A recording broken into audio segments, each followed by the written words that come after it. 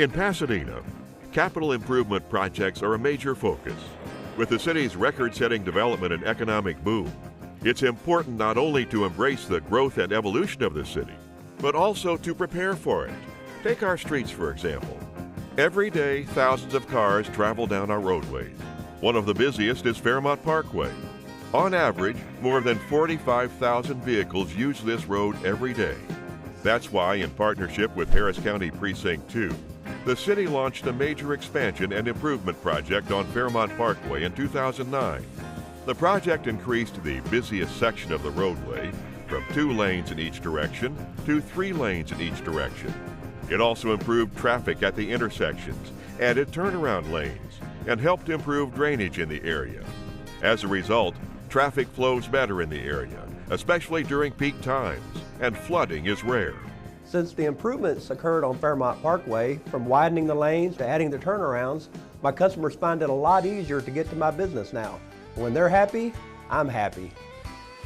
To name all of the streets that have been reconstructed, repaired, improved, or expanded in the past 7 years would almost sound like a reading list of every street in the city. Take a moment and think about the street that you drive on the most in Pasadena. Chances are that street has probably been expanded, repaired, or had major improvements in the past few years. Red Bluff, Vista, Crenshaw, Southmore, Preston, Shaver, Burke, Genoa Red Bluff, Pasadena Boulevard. The list goes on and on. And it's not just our major streets that have been improved. It's the ones in our neighborhoods too. The ones that may not be the most important to commuters, but that are most important to you and your family. Like Pansy Street. It was extended from Old Vista Road to Crenshaw, relieving traffic congestion in the area, creating more convenient access for the students at Bondi Intermediate, and helping people in the many different neighborhoods in that area get home easier each day.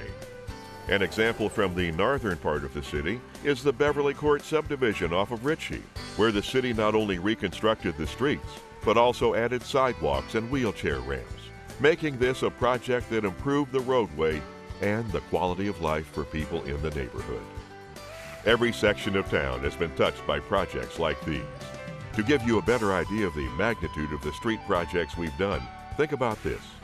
If you took all of them and laid them end to end starting in Pasadena, they would reach all the way to Austin. In total, in the past 7 years alone, we have spent more than $80 million on roads. In fact, street and sidewalks are such a big focus for the city that they account for almost half of the capital improvement funds spent during that time. The reason we made them such a priority is because the quality of our roads impacts the daily lives of so many people and businesses here. It's estimated that the street and sidewalk projects done in Pasadena since 2007 have directly affected more than 297,000 people. Of course, no amount of street projects would matter if the roads were too flooded to drive on. Well-drained roads reduce delays and help people get where they need to go. Drainage improvement projects also help protect people's homes. That's why we have made them such a high priority. From neighborhoods as far south as El Jardín, where the city of Pasadena spent more than $500,000 improving drainage in 2012 alone, to some of the most northern neighborhoods in the city, like those around Marshall Street, where hundreds of thousands of dollars were spent to improve both the street and drainage. The city has been working hard to eliminate flooding on our roadways, in our neighborhoods, and around our schools. Take the city's recent work at Martha Ditch, for instance. This project improved drainage on San Augustine, helping to alleviate a flooding problem that has plagued the area for many years. It includes a detention facility that will not only further improve drainage on the road, but will also help eliminate flooding in the area around Keller Middle School. One of the projects that had the farthest reaching effect was the Cotton Patch Drainage Project that was done a couple of years ago. A channel liner was installed, and drainage improvements are coming along Thomas Street and throughout the Red Bluff Terrace subdivision. This one project alone impacted tens of thousands of people. Improving drainage and reducing flooding is important to us. If you took the amount of money we spent to achieve those two goals over the past 7 years and divided it into a daily amount, we have spent more than $10,000 every day to improve drainage in Pasadena. I'm really happy with the repairs they did here on Marshall Street. In the old days, it used to flood and almost get into the houses here. Since the repairs of Marshall Street, the drainage has been really consistent. It's been good. The waters recede quickly. It's just a really nice thing, and all is well here on Marshall Street. Of course, flooding is not the only water-related issue we're focused on. Our water supply is essential. That's why we invested more than $20 million to become a partner in the Southeast Water Plant, securing Pasadena's water supply for generations to come. And how that water is delivered to residents and businesses is also a priority. That's why we've spent more than $13 million on water projects since 2007. The amount of water lines we've replaced or repaired in that time would stretch across a football field 500 times. And often, particularly in the northern parts of the city, when we replace those lines, we increase the line size for a much-needed fire hydrant, helping to increase water pressure, eliminate leaks, and improve fire protection. In 7 years, we've also spent more than $17 million to improve our wastewater system. One of the biggest of these projects was in Golden Acres, where the city replaced sewer lines for more than 100 homes. But these projects aren't limited to neighborhoods. Many of our wastewater projects were done to help keep up with the growth and development in areas like Genoa Red Bluff and along the Ship Channel. Roads, drainage, water. These are all important foundations for a city's future, which is why we have invested most of our capital improvement funds in them.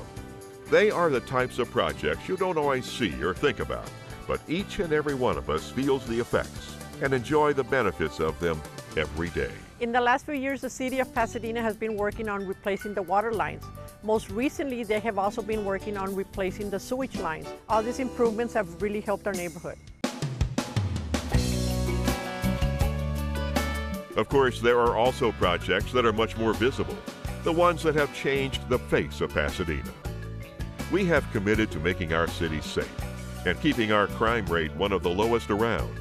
That's why we invested more than $20 million in a state-of-the-art police station and added a substation on Fairmont.